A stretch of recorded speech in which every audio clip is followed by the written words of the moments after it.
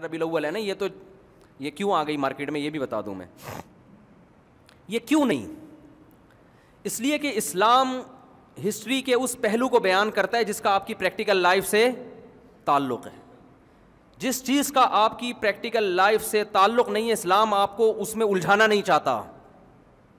کیونکہ نبی جس تاریخ کو پیدا ہوئے, جس تاریخ کو انتقال ہوا, تو کرنا کیا ہے آپ نے اگر خوشی منانی ہے اس کے لیے رمضان دے دیا, رمضان کے بعد عید آئے گی. دوسری خوشی دے دی بقرعید کے دن, وہ ہیں 2, اس میں کو سیلیبریٹ کرو, خوشی مناؤ اس میں. اور اس کی بھی ایک لاجک ہے, کوئی کام اسلام میں اللاجیکل نہیں ہوتا.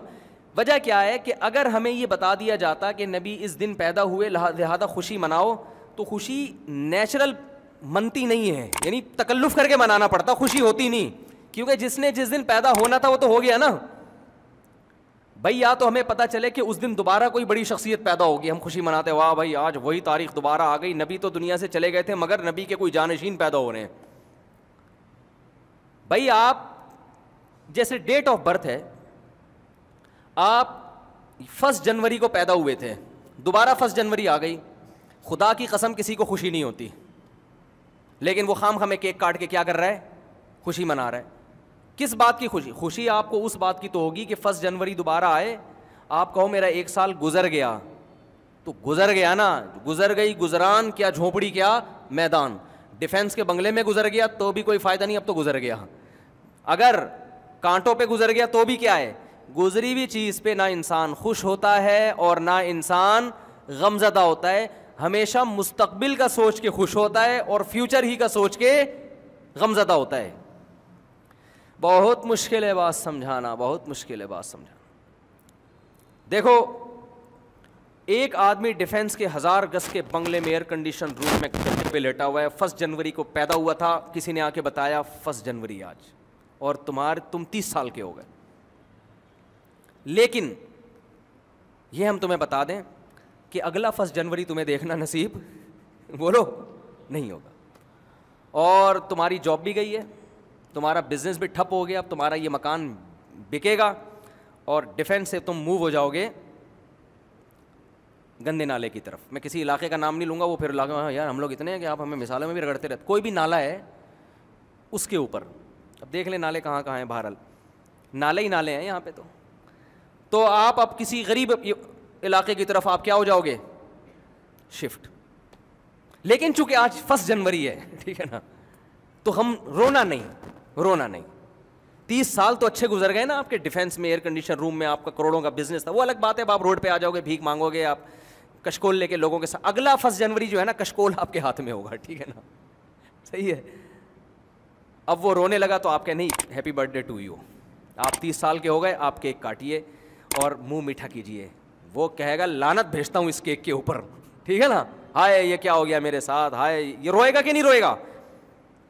ماضی کی خوشیاں سوچ کے انسان خوش نہیں ہوتا, فیوچر کی خوشیوں پہ انسان کیا ہوتا ہے, خوش. اسی مثال کو الٹا کر لیں آپ. ایک آدمی فٹ پاتھ پہ پڑا ہوا ہے, نالے کے قریب, نہ سونے کا بیچارے کے پاس انتظام, نہ کھانے کا, بھیک مانگتا رہتا ہے.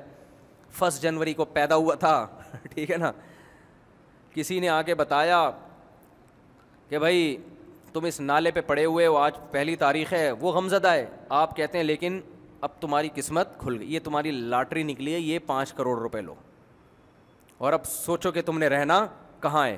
اور تمہاری زندگی میں جو اگلا 1 جنوری آئے گا وہ نالے پہ نہیں سو گے, وہ 1000 گز کے بنگلے میں سو.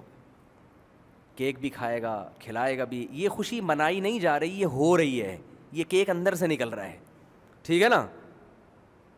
یہ تکلف والی خوشی بولو نا یار, یہ تکلف نہیں ہے, یہ واقعی ہو رہی ہے. تبھی تو اسلام میں ولیمہ ہے, رخصتی کے بعد دعوت ہے. رخصتی سے پہلے کوئی بھروسہ نہیں ہے. ابھی تو ایجاب و قبول ہوا ہے نا, ہوم ڈلیوری کے بعد ہے ولیمہ, اور اس میں واقعی پتہ چلتا ہے یہ خوش بھی ہے کہ نہیں ہے. بہت سے میں نے ولیمے میں دیکھے منہ لٹکے ہوئے ہوتے ہیں. تبھی اسلام نے نکاح والے دن ولیمہ نہیں رکھا ہے کہ ابھی تمہیں کیا پتا وہ تمہیں ملا کیا ہے. تم رخصتی کرو گے, ایک رات اس کے ساتھ گزارو گے, تمہیں پتہ چلے گا تمہیں بیوی پسند بھی آئی ہے کہ نہیں آئی ہے, اس سے گپ شپ لگاؤ گے. اگلے دن تم, اب ہو سکتا ہے وہ میک اپ میں تم نے دیکھا اس کو, تو 24 گھنٹے تمہارے پاس اوریجنل کنڈیشن میں دیکھنے کے لیے. وہ ڈسٹمپر رشتہ دیکھنے جاتے ہیں تو آپ کو پتا ہے پورے ڈبے خالی ہوتے ہیں ڈسٹمپر کے. تو اس کے بعد پھر تم سوچو گے کہ ولیمہ کرنا بھی ہے کہ نہیں کرنا. کچھ دن پہلے دولہا سے میری ملاقات ہوئی, ایسا وی آئی پی سیٹ اپ ماشاء اللہ, آپ کو اس دولہے کا بھی ذہن نہیں جائے گا اس طرف.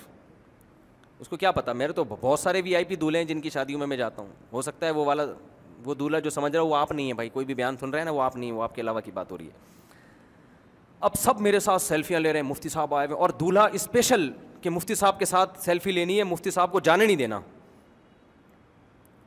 لیکن جب دولہا آیا ہے نا اتنی ٹینشن میں, مجھے مصافحہ بھی نہیں کیا, وہ بھول گیا مفتی صاحب, حالانکہ میں اس کے انتظار میں بیٹھا ہوا ہوں.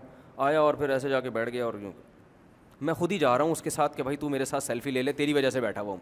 اچھا چلو لے لو بھائی سیلفی. منہ لٹکا ہوا اس کا. میں نے پوچھا, میں نے کہا یار یہ اس کو ہو کیا گیا, یہ تو ایک قسم کی بے اکرامی سی ہو رہی ہے میری یہاں پہ, اتنی تو اپنی شادی میں بھی میری بے عزتی نہیں ہوئی, ٹھیک ہے نا, تو یہ کیا ہو رہا ہے. انہوں نے کہا بھائی مفتی صاحب اس کا دماغ آؤٹ ہو گیا ہے, جو مال دکھایا گیا تھا یہ تو میرے اپنے الفاظ ہیں,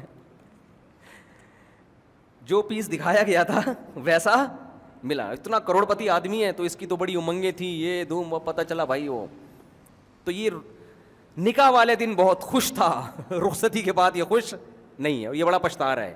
ہم نے کہا اب تو ہو گیا, اب تو کو برداشت کرو, ٹھیک ہے نا.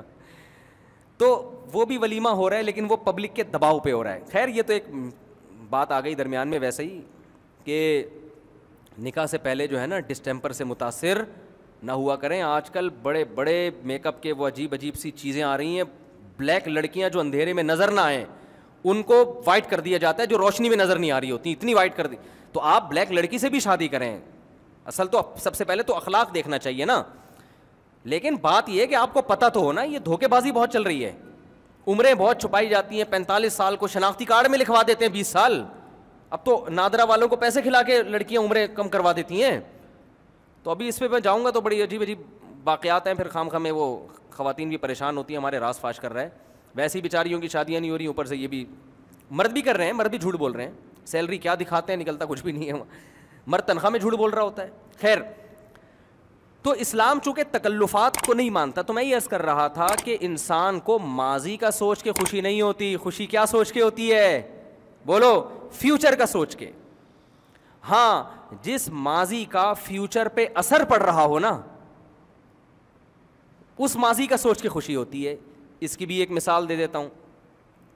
دیکھو آپ نے ماضی میں الٹے کام کیے, آپ نے امتحان کی تیاری نہیں کی, ایگزامینیشن ہال میں جا کے بیٹھ گئے, پرچہ ورچہ آپ نے حل ہی نہیں کیا, ایگزامینیشن ہال سے آپ نکل گئے, تو یہ پاسٹ ہے نا.